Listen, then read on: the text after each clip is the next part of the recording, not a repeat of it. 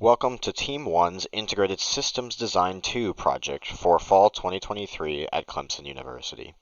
This project is the Living Board Game with Austin Briley, Gage Gailbreath, Mattias Knibbe, Andre Koka, Stephen Lamb, and Luke Yarid. RFID and NFC are wireless communication technologies that enable data exchange between devices using radio waves. They are widely used in a variety of applications, such as access control, identification, payment, and tracking. However, they also have great potential for creating innovative and engaging video games that combine physical and digital elements. We were inspired by a niche popularity of NFC arcade games, such as Gundam Arsenal Base, which have extremely dedicated fans who customize various chips. These chips have different attributes, such as attack, defense, and unique abilities that affect the gameplay and outcomes. They also have unique identifiers that enable both curated and non-deterministic actions. In the next few slides, we'll show you how we had designed, implemented, and evaluated our custom RFID and NFC game, and what challenges and opportunity we encountered. Thank you for your attention. The goal of this project was to create a board game and video game hybrid. By using the physical pieces of a board game and the sophistication of a video game, we could create an ambitious but fun new entertainment medium. This required designing each discrete part of the game, as well as defining how they would communicate with each other. These individual parts of the project are the video game engine, the main board, and the player boards. The main board holds the main display, as well as RFID readers to interface with the players, while the player boards use RFID readers and push buttons to function as typical video game controllers, but with extensive RFID capabilities. This is the overall design of our system. As you can see, we have a main board which interacts wirelessly with the player boards, allowing a available amount of players to be present. For the main board, it has a Raspberry Pi with a display and camera. The display will show the game, and the camera will enable AI processing. Connected to it via serial is a Pico microcontroller, which coordinates the motors and the RFID NFC readers. The motors move NFC tags onto and off of the stack. For the player board, they also have a Pico microcontroller. It uses SPI to coordinate RFID NFC readers to sense figures and equipment. It uses I2C to send images to the display for class selection and stats. Lastly, it uses GPIO to get button inputs and send them over Wi-Fi via UDP to the main board. For each board, there is a custom power supply to suit the voltage and mobility needs of each component. Hardware design main board. So the main board is powered by the wall socket. So the first thing it needs to do is convert the 120 AC voltage to 12 volts DC using an AC to DC converter. After this, the voltage is then stepped down to 5 volts using a buck converter with a max rating of 15 watts. With this, the first thing it does is it powers the chute. The chute has two PN532s to erase and read tokens, along with two stepper motors to accept and dispense NFC tags. Then, on the main board, it has four PN532s to interact with player tokens, along with a fifth to initiate the final boss. Along with that, it also has the Raspberry Pi Pico for wireless communication, for the modules for the player input, and for PWM control for the motor. Finally, it also powers the Raspberry Pi display to show the game, and camera for computer vision. Here is the player board that is designed to act as a controller for the living board game. One goal in mind was to create a battery charging system that would make the controller wireless. We are utilizing a 3.7 volt, 10 amp hour lithium-ion polymer battery that will supply current to the rest of the system that is moderated by an Adafruit battery charger with USB-C input. This input is how the controller can be charged while the game is off. A switch will turn on the game and will allow current to draw from the battery to the rest of the circuit load. Power consumption data of the player board, once it was created, was taken utilizing a PowerWorks watt meter. Various measurements such as the maximum current draw, which is 0.37 amps, and the peak wattage, which is 1.4 watts, confirmed that the player board's power system operated safely when compared to calculated maximum values of around 0.6 amps and 2.2 watts. The hardware design is consistent of three main components: the coin chute, main board, and the player board. The coin chute will both store the physical NFC chips as well as edit information on the NFC chips to allow for us to edit equipment. Secondly, the main board will house the required webcam as well as the main screen.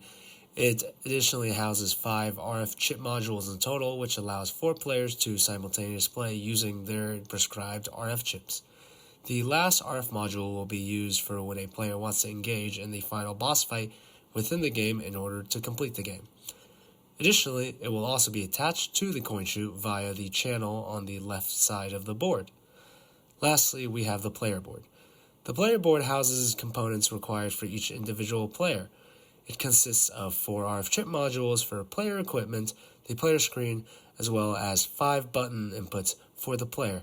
Additionally, it also houses a battery to allow for wireless gameplay.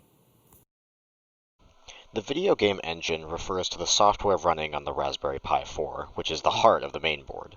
This piece of software needs to run a functional video game while also using bash scripting and serial communication to interface with the Redis architecture and RFID readers respectively. To accomplish this, Godot was chosen as the game development tool due to its natural integration with C# and lightweight deployment, making it perfect for a small computer like the Raspberry Pi. The game engine performs a loading sequence at the start of the game to register players using the RFID readers, before launching the game's main menu. From here, player inputs and AI facial recognition data are pulled from the Redis architecture into Godot. This communication structure is seamlessly integrated into the game itself, and allows the game to properly interface with the entire living board game.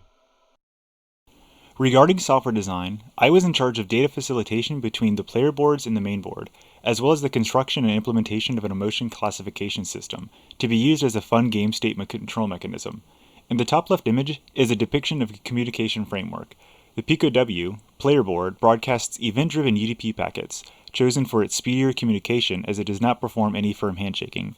The packets are then decoded and parsed on the receiver, the main board, into hashes that go into our Redis server. We are using a Redis stack to control the flow and temporary storage of data using the onboard caching mechanisms. No persistent storage is needed, as we ignore cache misses and instead only use the included object store to access and write rapid player actions such as movement. The AI classification system we are using is the mini-exception open source model in which we interface with a mid-level explicit classification script created to tailor to a more lightweight solution as no GPU is present on our system. This is the flow diagram for the player board. On startup, it checks for a figure and lets the user either continue with previous data or make a new character. After, it locks the board to that figure and begins checking and altering the stats based on equipment. It also kicks off a second core to pull the buttons and send UDP packets. This is the flow diagram for the main board microcontroller. The Pico serves to coordinate the motors and RFID NFC readers. It waits for a prompt from the board, then begins reading each reader. Whenever it detects a figurine, it sends its information to the game. If it receives a write command, it moves the motors and writes out the equipment to the chip. Welcome to our senior design project. It's called the Living Board Game. For it, we made a game where we have player boards and a main board. All of the pieces are controlled via NFC tokens. So we have the player board here, which has equipment readers and a figure reader, as well as a little display showing your character and stats. I already registered my player, however you'd be able to select what kind of player you want, and it's now on the main board. Yeah, and then the main board here is where the game's actually running, and then we have 5 RFID readers here, as well as we have the camera, which is our indication that the AI facial recognition model is running. So I'm going to go ahead and register my player here. What we can do is we can turn on the board, and it'll ask us to present a figure, which I will do right now. I can go ahead and register that player right here. I can go ahead and toggle between all the different players. And I'll choose one of them here. And now we can go ahead and get started with the game. I'll place my figure on the main board here, and then once it receives the input, the game will begin. So what this game is doing is that it's polling for RFID inputs and using those to control which players are currently connected and which ones aren't. We have a help screen, however we won't be going through that. We can go ahead and start the game by either the players pressing the up button, and here we are. We have the different players that can now move around. If we go ahead and zoom in, we can see that this player is currently taking their turn. They can go to the shop, they can buy a token, and they can buy an equipment.